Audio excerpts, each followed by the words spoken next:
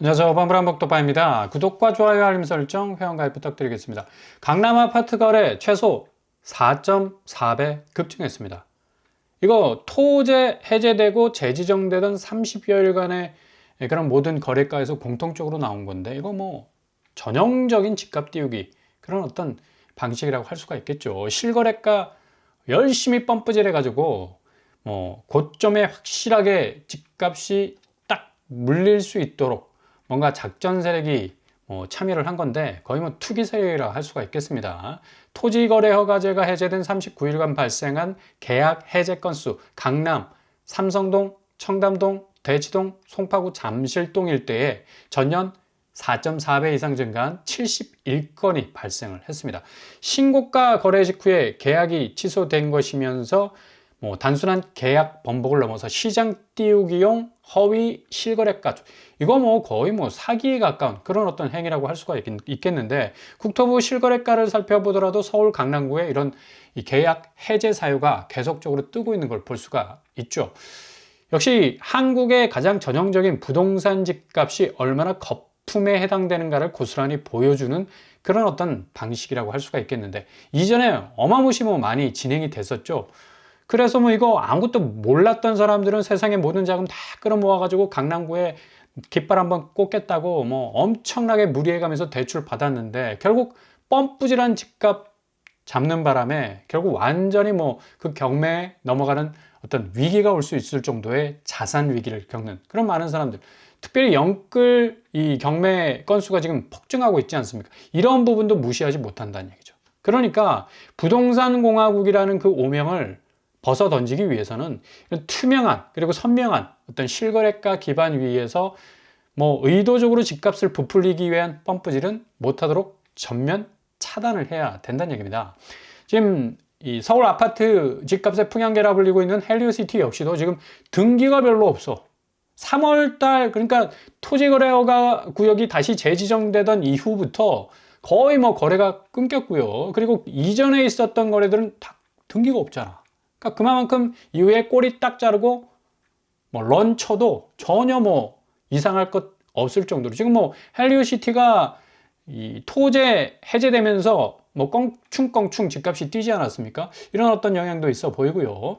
30평대도 마찬가지입니다. 등기가 별로 없어. 취소권 한 건 뜨고 있고요. 이런 식으로 계속적으로 집값이 헛된 그림만 그리고 있으니까 실질적인 자산 시장의 어떤 대변화가 몰려오게 되면 거의 그냥 쿵 하고 내려앉을 정도의 충격을 받을 수밖에 없는 거죠. 올림픽 파크포레온 역시도 취소 건수가 계속적으로 늘어나고 있고요. 작년에 비해서 1년간 거의 6억 이상 올랐다라는 기염을 토하는 집값의 어떤 대단한 드라이브를 걸어 보이고 있다라고 평가를 받고 있지만, 실질적인 어떤 거래 현황을 잘 뜯어보면 이런 집값 띄우기의 어떤 좀 미묘한 흐름도 볼 수 있겠다라는 또 전망도 해볼 수가 있겠고요.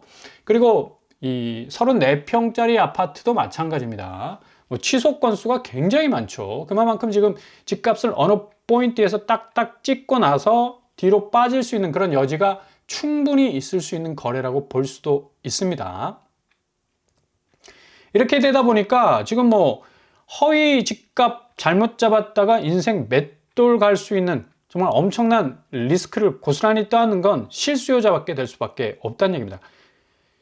이처럼 한국 부동산 자산 시장의 이 실거래가 자체가 굉장히 물음표가 붙을 수밖에 없는, 거품이 가득하게 끼어 있는 그런 어떤 집값 추이를 볼 수가 있는 건데, 그러니까 이거 다 걷어두고 일단 고점의 집값 잡지 않기 위해서는 지금 쏟아져 나오고 있는 공공분양 좀 집중할 필요가 있고요. 일단 공공분양은 이전에 좀 인기가 없었어. 왜냐? 품질도 좀 낮고 뭔가 좀 아리까리하잖아. 브랜드도 좀 미묘한 어떤 그런 어떤 약간 마이너한 느낌도 들고 그랬는데, 이제 공공분양은 거의 대안이 되다시피 하고 있습니다. 분양가 상한제라는 가격표가 딱 붙어 있기 때문에 확실하게 진입할 수 있는 기회가 분명히 마련이 될 수가 있겠고요. 시세 차익 노리지 마시라. 일단 초입의 저비용만 생각하시고 가시다 보면 나름대로의 어떤 공공분양의 특징이 있기 때문에, 공공분양 단지가 이런 처음에 이 시발점을 이런 식으로 두었기 때문에 시세 차익은 자연 따라왔습니다. 최대 4배까지 지금 오른다고 하잖아. 그만큼 지금 메리트가 있는 부분이 있는 건데, 내일부터 동탄이 신도시에서 거의 3,000세대 이상, 그것도 공공분양인데 분양가 상한제가 딱 박혀있는 분양단지가 등장을 하게 됩니다. 바로 그 첫 번째 단지는 동탄 꿈의 숲 대시양이죠. 민간 참여 공공주택 사업으로 진행이 된 건데 여기 물량이 많아. 물량이 많기 때문에 동탄에 사는 사람뿐만 아니라 경기도 서울에 사는 사람까지 충분히 당첨될 확률이 높아요. 본청약으로 진행됐던 뭐 부천대생이나 뭐 하남교산 같은 경우는 뭐 파이가 굉장히 적잖아요. 그래서 당첨 확률이 훅 떨어졌는데 여기는 그래도 거의 3,000세대 이상. 대시양과 푸르지오가 동시에 공공분양, 내일 동시에 스타트를 하게 됩니다. 지하 4층에서 최고 20층까지 형성이 되어 있고요. 5월 19일 월요일부터 특별 공급이 시작이 되기 때문에 여기 잘 들여다 보시는 게 중요할 것 같습니다. 일단 가격 면에서는 굉장히 좀 매력적인 부분이 있고요. 30평대가 4억대입니다. 동탄이 신도시 트램이 개통이 될 확률이 높죠. 트램 타고 GTX-A 동탄역까지 충분히 가깝게 접근할 수 있는 접근성이 생기기 때문에 트램이 없으면 여기 뭐 조금 갸우뚱할 수 있어요. 왜냐하면 교통 입지가 별로 좋지 않기 때문에. 그러나 트램이 바로 단지 앞에 생길 수 있기 때문에 충분한 어떤 메리트가 있어 보이고요. 74제곱이 4억대, 84제곱이 5억대인데 여기 한번 좀 들여다 보시라 라는 그런 어떤 이 의미를 던질 수가 있겠고요.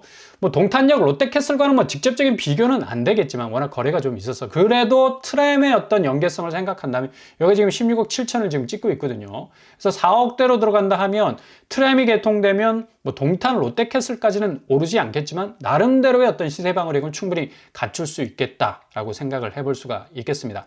단지 배치도 남동 남서향으로 잘 구성이 되어 있는 듯 보이고요. 동호수 배치도 역시도 뭐 84제곱, 74제곱 아주 뭐 단단하게 어느 층에 뭐 배열이 돼도 뭐 잘 저층만 좀 당첨이 안 되면 참 좋을 것 같은데요. 아무튼 뭐 이건 본인의 행운이니까 럭키니까 좀 잘 기대를 한번 해보시고 뭐 커뮤니티 센터도 잘 형성이 된 것 같습니다. 공공분양이 옛날 공공분양의 어떤 이 스멜이 안 나죠. 그만큼 민간 참여 내시암이 참여를 해서 공공분양에 뛰어들었기 때문에 상당히 그래도 민간 분양하고 거의 차이 없을 정도로 품질이 나오는 것 같습니다. 일단 평면만 봐도 잘 빠진 걸 볼 수가 있죠. 74A가 침실 3개, 드레스룸이 있고요. 현관 팬트리도 좀 장착이 되어 있네요. 84A 역시도 판상형, 84부터는 알파룸이 장착이 되어 있습니다. 그리고 드레스룸까지 있어서 굉장히 선호도가 높은 평면이 될 것 같고요. 84B도 마찬가지예요. B 평면도 좀 마이너스러운 그런 어떤 느낌을 많이 받았었는데 그렇지 않다는 얘기죠. 드레스룸 장착되어 있고요. 뭐 침실 3개, 다용도실도 포함이 되어 있는 걸 볼 수가 있습니다. 일단은 자이언대시양 같은 경우는 동탄역까지는 분명 멀다. 그러나 그 동탄역까지 갈 수 있는 교통호재의 거점이 생긴다는 것.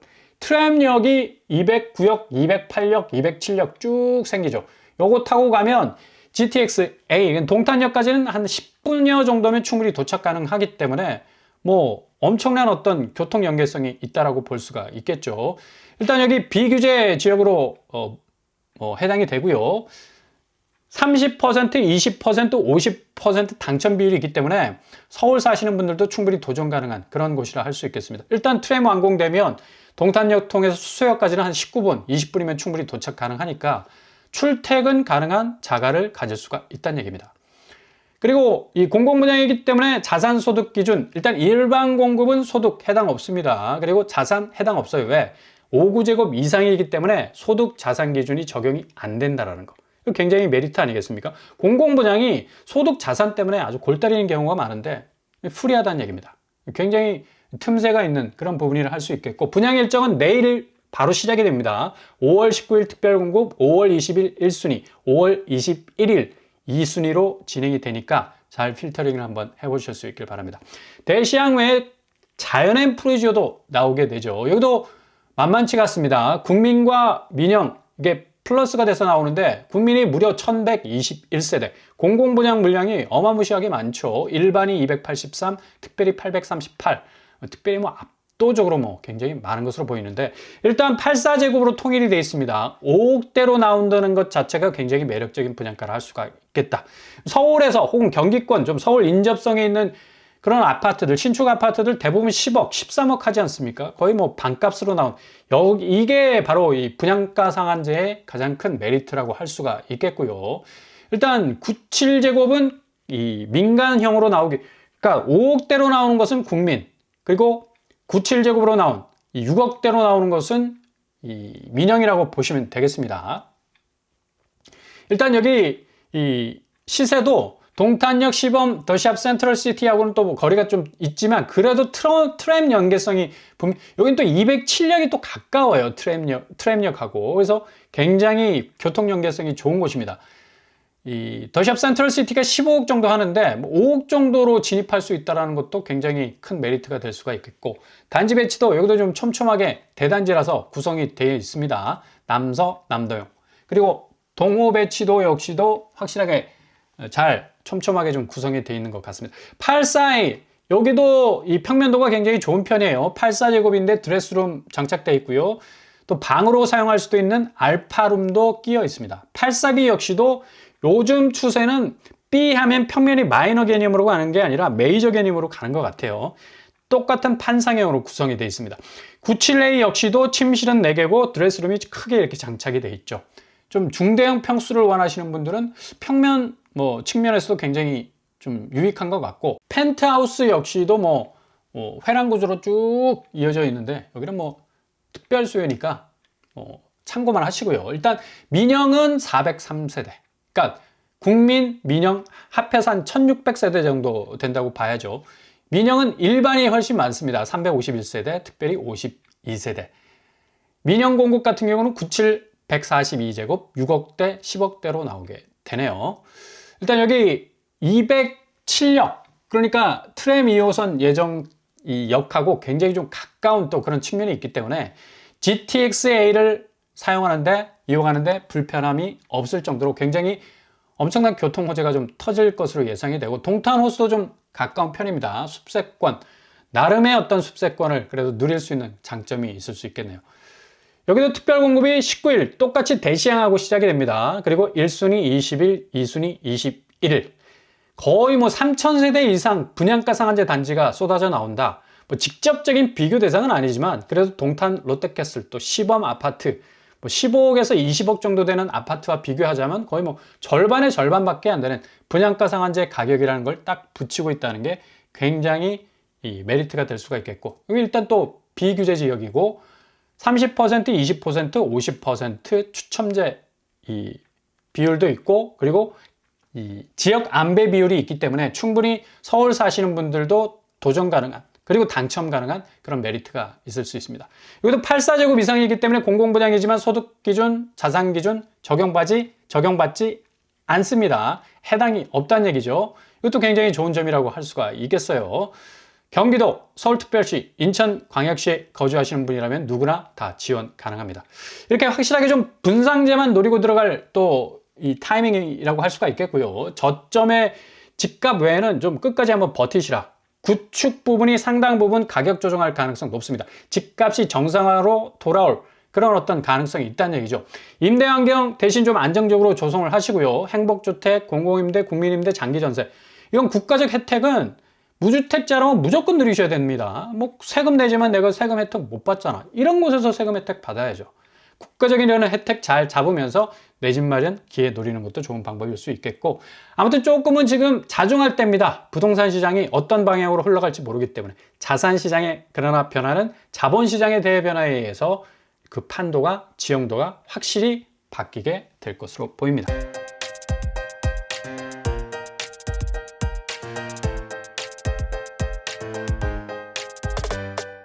오늘의 부동산 캐리커처, 역시 지금 아파트 시장 자체가 굉장히 혼조세인데 무엇보다도 지금 집값 띄우기의 어떤 이 상급지의 움직임 정말 속으면 안 되고요. 집값이 정상적으로 내려오는 시점까지 좀 잘 기다리시면서 공공분양의 분상제 아파트들 3,000세 이상 쏟아져 나오고 있지 않습니까?